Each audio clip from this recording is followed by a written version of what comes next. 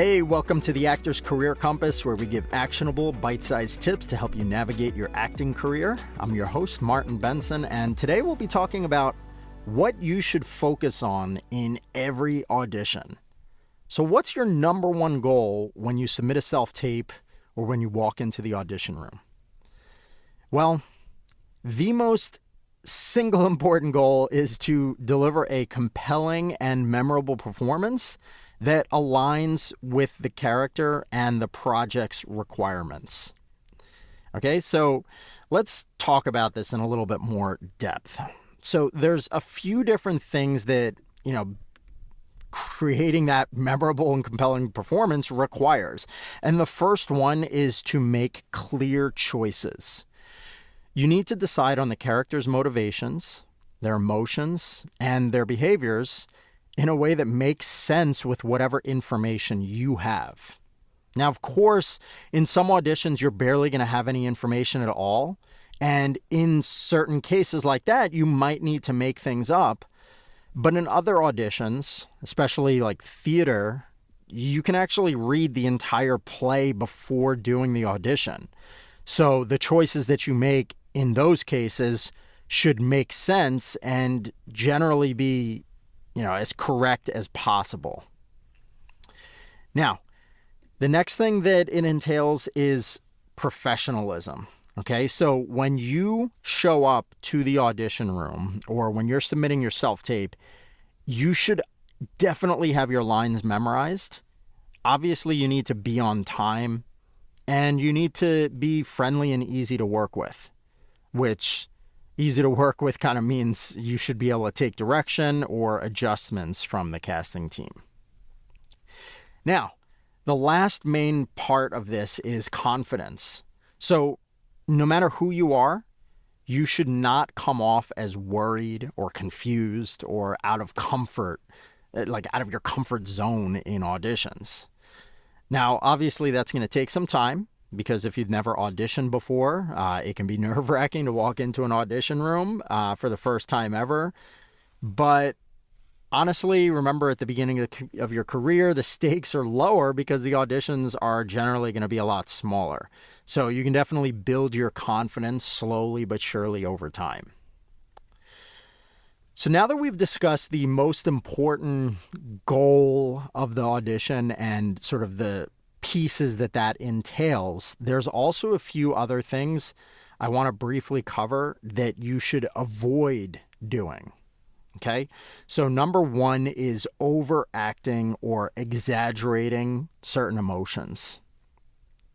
So there's many actors, especially ones who haven't done too many auditions before, that think that they need to overemphasize certain emotions to show their range. And casting directors do not like overacting.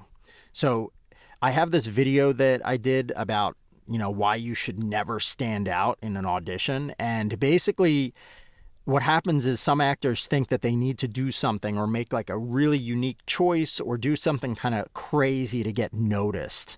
And the problem with that is that casting directors are not looking for someone who wants to steal the show, so to speak. Because the reason audiences watch anything is to follow the story. And they're not watching it because you're in it, at least not right now.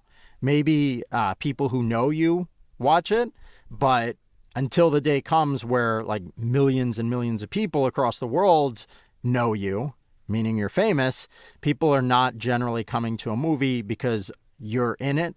And so for that reason, you want to keep everything very subtle and real. Casting directors, they don't like the overacting. As I said before, honestly, they prefer very subtle performances.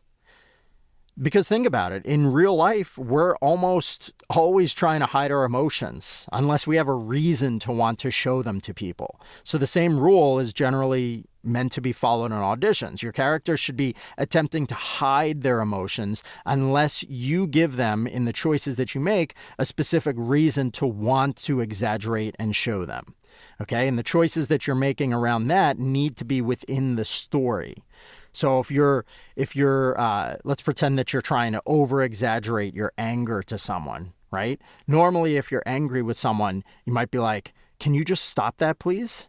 But if you perform it as, can you just stop that, please? And you over exaggerate, the question is, why would your character be saying it like that? Are they saying it like that to make the other character laugh or to get a reaction out of the other character? Because in real life, you'd probably be more likely to say, can you just stop that, please? In a more normal way rather than kind of over exaggerating something. So anytime that you do that and you want to show those emotions more, you have to have a reason that's based within the story that your character might be coming up with. So number 2 thing that you don't want to do in an audition is mimicking famous performances. So you should avoid trying to imitate well-known actors who've done performances. If you're auditioning for something like in a well-known play or some other show, basically something that has already been done, the casting directors will prefer original interpretations of a role whenever they're doing something. The final thing that you should try to avoid is worrying too much about booking the job. So part of the reason that I recommend that actors have a side hustle or something to support their acting career is so that they don't need to worry so much about the income that they're making from acting, especially at the beginning. Feeling like you have to book the role to put food on the table is just going to cause too much pressure and it's going to hurt your performance. So it's best to treat the auditions as just another opportunity to showcase your skills and to learn. Now, before we wrap up, I'd like to just briefly talk about my career coaching services for actors. So I work with actors all over the world via Zoom, not just on their careers and business side, but I also actually help them in the performance side as well. I've directed 2 feature-length films, and I studied directing at NYU, and I actually coach actors frequently on the screener shoots that we shoot where we film footage for their reels. So a lot of actors work with me via Zoom to help improve their performance. So if you're interested in having me analyze your clips and help you improve, then feel free to reach out at martin@cityheadshots.com. Again, that's Martin, Martin, at city, C-I-T-Y, headshots with an S. Martin@cityheadshots.com, and I can send you some details about my actor coaching work and pricing and all of that. But yeah, would love to work with you. So that's pretty much it for today. Thank you so much for listening. All I have is one ask, which is if you haven't already, please subscribe to the show on whatever platform you're on, whether it's, Spotify or Apple Podcasts. The show is hosted in a few different places, so you can just go there. You could search the name of the show if you're listening to this through Simplecast. And once you're on Spotify or Apple Podcasts or whatever, you just click the little subscribe button and then you won't miss future episodes. Doing so also helps me because it makes these episodes more easily findable for other actors as well. All right, thanks so much, and I will see you soon.